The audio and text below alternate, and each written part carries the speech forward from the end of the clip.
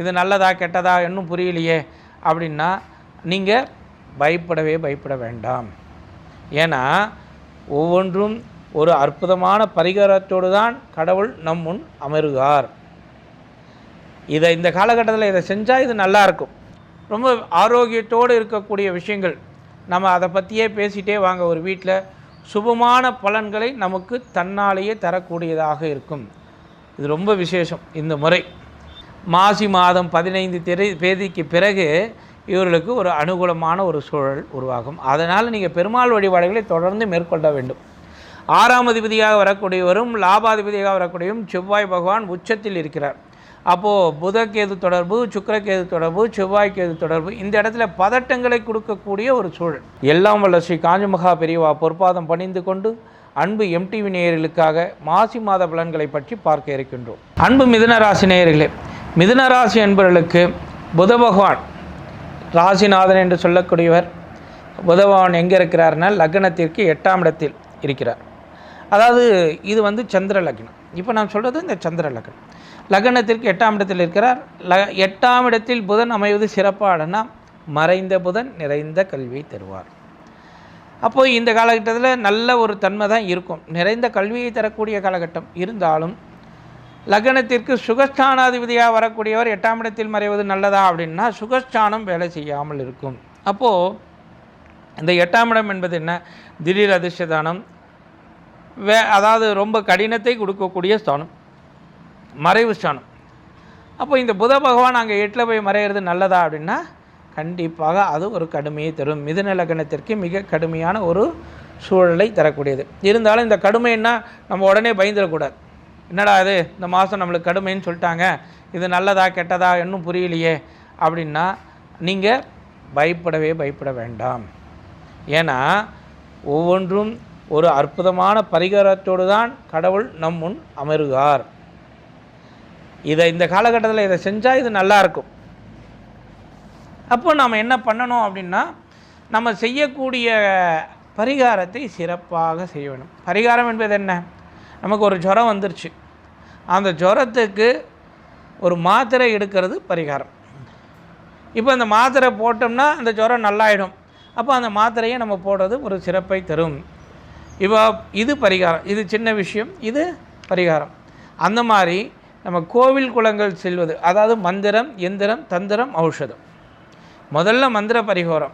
இந்த மந்திர பரிகாரம் அப்படின்றது நம்ம சின்ன வயசில் ஏதாவது சொல்லுவாங்க, சுளுக்கு பிடிச்சி போய் மந்திரிச்சுன்னுவாங்க அப்படின்னாங்க. அது உண்மை, மிக மிக அற்புதமான விஷயம். அந்த காலால் மந்திரிக்கிறது சொல்லுவாங்க. ஒருத்தருக்கு ஒரு சிலர் காலால் மந்திரிச்சு விடுவாங்க, ஒரு சிலர் பார்த்தோம்னா நம்ம வேப்பில் அடித்து மந்திரிச்சு விடுவாங்க. உண்மையான ஒரு சில விஷயங்கள் என்ன அப்படின்னா மந்திர பரிகாரம், எந்திர பரிகாரம், தந்திர பரிகாரம், ஔஷதம். மந்திரம், எந்திரம், தந்திரம், ஔஷதம், இந்த 4 பரிகாரங்கள் தான் பரிகாரங்கள்.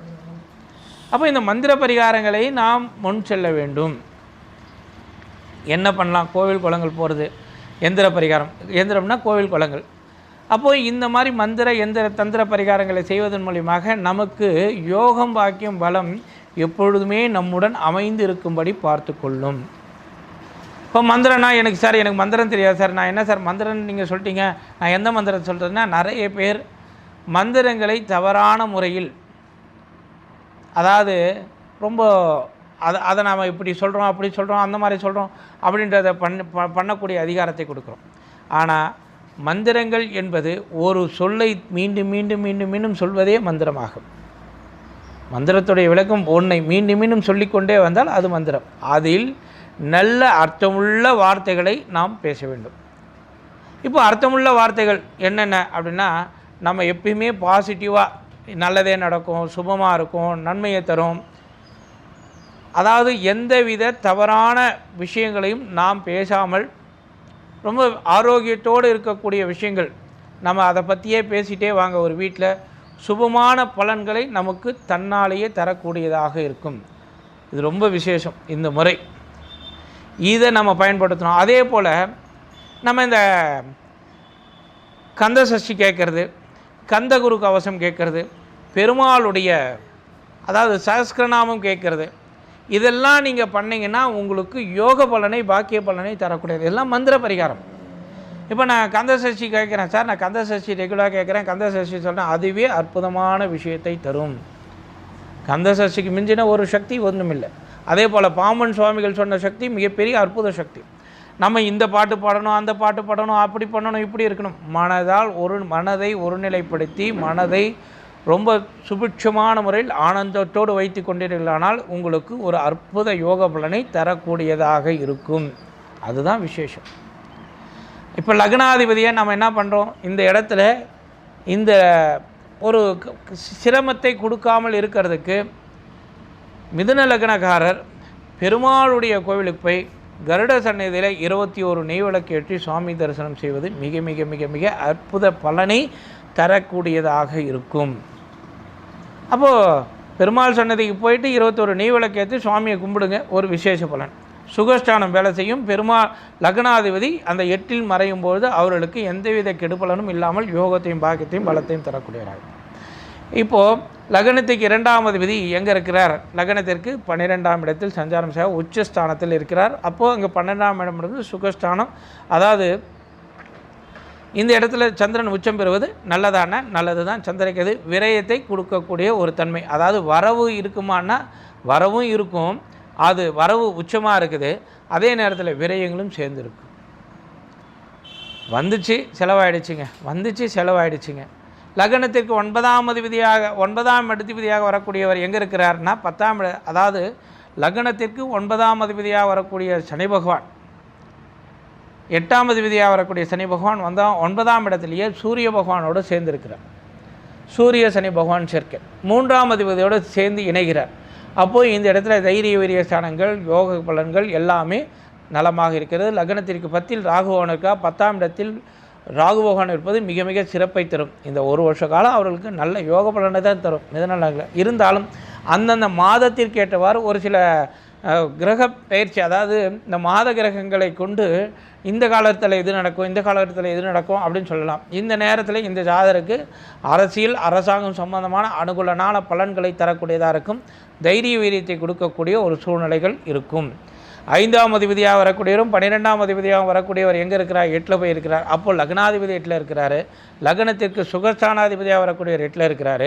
லக்னத்திற்கு 12ஆம் அதிபதியும் 5ஆம் அதிபதியாக வரக்கூடியவர் லக்னத்துக்கு 8இல் இருக்கிறார். அப்போது இந்த 8ஆம் இடம் என்பது திடீர் அதிர்ஷ்டஸ்தானம், யோகஸ்தானம். இருந்தாலும் யோகாதிபதிகள் என்று சொல்லக்கூடியவர் நமக்கு திடீர் அதிர்ஷ்டஸ்தானங்கள் என்று சொல்லக்கூடியது எப்படி இருக்கும், நாம் யோகமாக பாக்கியமாக பலமாக இருக்கும்போது தான் இந்த திடீர் அதிர்ஷ்டஸ்தானம் வேலை செய்யும். நாமளே ஒரு இடத்துல போய் மறையும் பொழுது நமக்கு அதிர்ஷ்டங்கள் எப்படி கிடைக்கும்? அப்போது இந்த இடத்துல லக்னத்துக்கு 5ஆம் அதிபதியாக 8இல் மறைவது பலமான பலவீனம். இருந்தாலும் 12ஆம் அதிபதியாக வரக்கூடியவரும் 8இல் இருக்கிறார். அப்போது இந்த இடத்துல சுக்கிர பகவானுடைய காரகம் வேலை செய்யும், திடீர் அதிர்ஷ்டங்களை கொடுக்கும். எப்போ கொடுக்கும்? மாசி மாதம் 15 தேதிக்கு பிறகு இவர்களுக்கு ஒரு அனுகூலமான ஒரு சூழல் உருவாகும். அதனால் நீங்கள் பெருமாள் வழிபாடுகளை தொடர்ந்து மேற்கொள்ள வேண்டும்.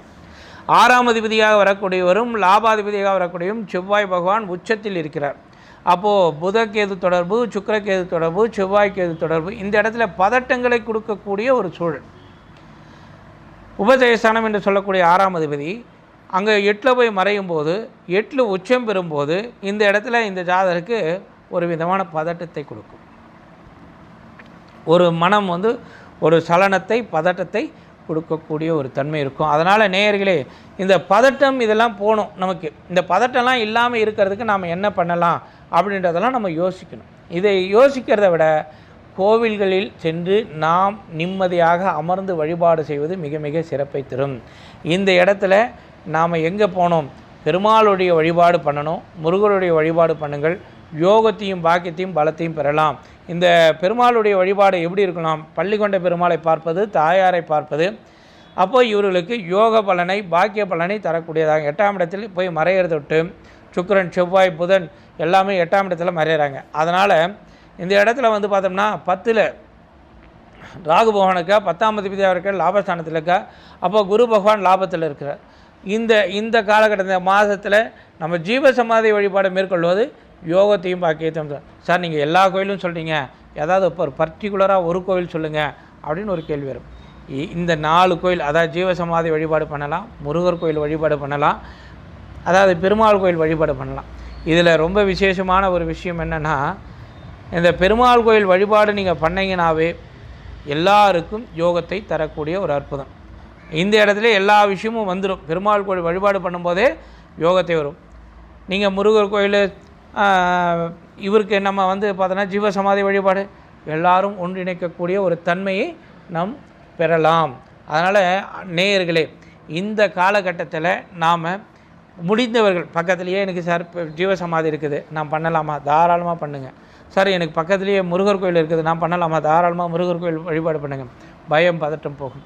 பெருமாள் கோயிலில் போய்ட்டு பெருமாளுக்கும் தாயாருக்கும் நீங்கள் போய்ட்டு சாதாரணமாக சுவாமியை கும்பிட்டு ஒரு சுற்றிட்டு வாங்க. யோகத்தையும் பாக்கியத்தையும் பலத்தையும் அள்ளித்தரக்கூடியதாக இருக்கும். கருட சன்னதியில் 21 நெய்விளக்கு ஏற்றி பாருங்கள்.